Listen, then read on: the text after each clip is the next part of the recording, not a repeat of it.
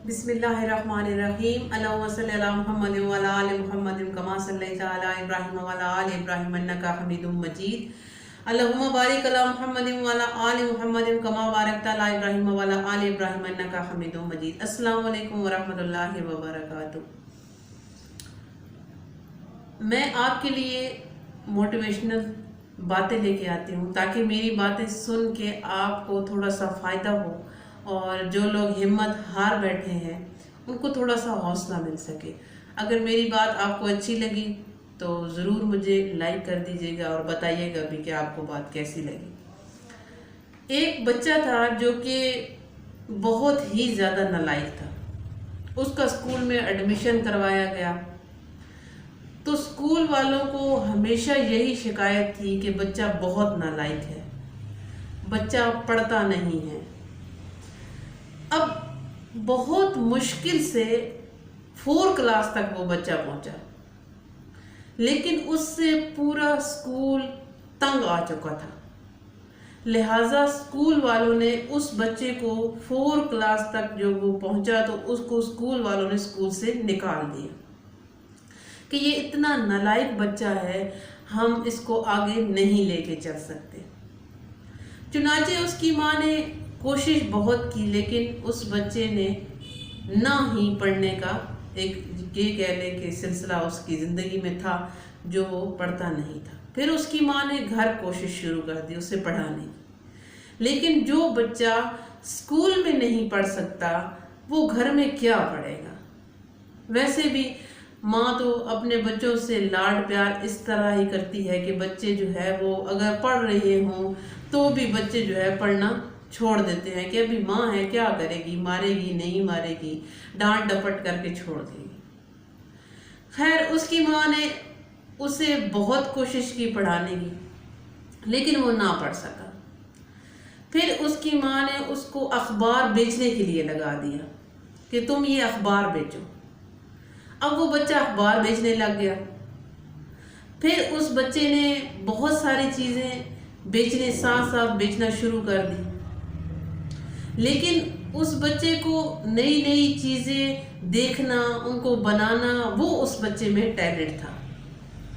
ایک دن کیا ہوا کہ اس بچے نے جب اڑتے ہوئے کیڑے مکوڑوں کو دیکھا تو اس نے سوچا کہ یہ جو کیڑے مکوڑے اڑ رہے ہیں یا یہ جو پرندے اڑ رہے ہیں یہ کیا کھاتے ہیں؟ اب پرندے جو ہیں وہ کیڑے مکوڑے کھاتے ہیں۔ اس نے سارے کیڑے مکوڑوں کو اکٹھا کیا چن چن کے، اور پھر ان کا ایک مکسچر بنا دیا۔ اب اسے اپلائی کرنے کے لیے ضرورت تھا کہ یہ میں کس پہ اپلائی کروں، شاید یہ پرندے کیڑے مکوڑے کھاتے ہیں تو اس لیے یہ اڑتے ہیں۔ اب اس نے ایک دوست کو کھلا دیا، اور دوست جو ہے اس کی حالت خراب ہو گئی اور وہ ہاسپٹل میں چلا گیا۔ خیر اس کی ماں نے اس کو اخبار بیچنے کا لگایا۔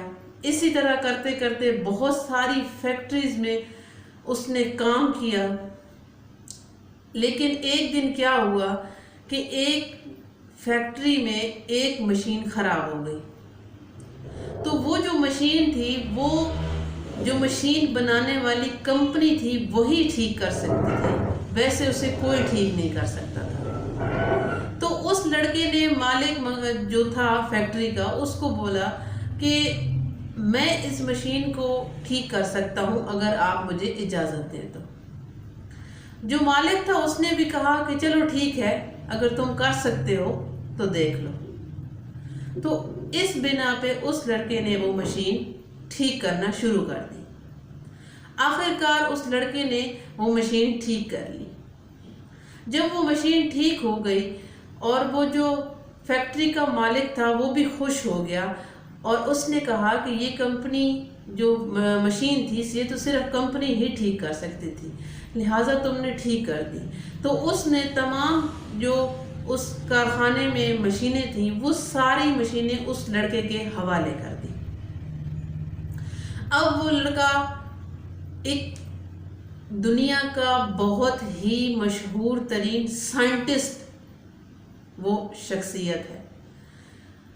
ہم لوگ یہ سوچتے ہیں کہ ہم تعلیم حاصل کریں گے، پھر ہم سائنٹسٹ بنیں گے، پھر ہم کوئی ایجادات کریں گے، یا ہم آگے ہمیں پہنچنے کے لیے ہمیں یہ چیز چاہیے، یہ چیز، ہم سہارے ڈھونڈتے ہیں، ہم خود سے کوشش نہیں کرتے۔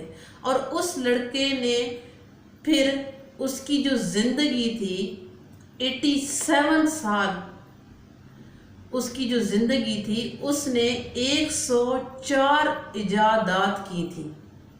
وہ اتنا بڑا سائنٹسٹ تھا۔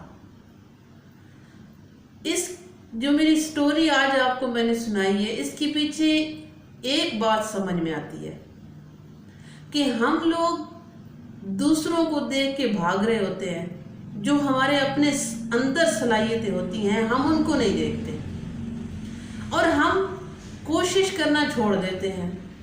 ہم ایک جگہ سے ناکام ہوتے ہیں، ہمارا دل ٹوٹ جاتا ہے، ہم اپنے گھٹنے ٹیک دیتے ہیں اور بیٹھ جاتے ہیں کہ ہمارے تو بس کی یہ بات ہی نہیں ہے، ہم نہیں کر سکتے۔ ہم اپنے اوپر آنے والی جو تکلیفیں ہیں ان کا رونا روتے رہتے ہیں کہ ہمارے ساتھ یہ ہو گیا، ہمارے ساتھ وہ ہو گیا، لیکن ہم آگے اپنی زندگی کو بڑھانا نہیں چاہتے، ہم کوشش کرنا چھوڑ دیتے ہیں۔ تو لہٰذا آپ جب بھی آپ کے اوپر کوئی مشکل آئے تو آپ کوشش کرنا نہیں چھوڑیے، آپ کوشش کیجئے، اور انشاءاللہ تعالیٰ آپ ضرور کامیاب ہوں گے۔ امید کرتی ہوں آج کی بات آپ کو پسند آئی ہوگی، اور دعا کرتی ہوں اللہ تبارک و تعالیٰ آپ کو خوش رکھے، سلامت رکھے۔ میرے لیے بھی دعا کیجئے، آسانیاں بانٹیے، تکلیف دینا دوسروں کو چھوڑ دیجئے، دوسروں کی خوشی میں خوش رہیے، اللہ تبارک و تعالیٰ آپ کو بھی خوش رکھے گا۔ پھر ملتے ہیں۔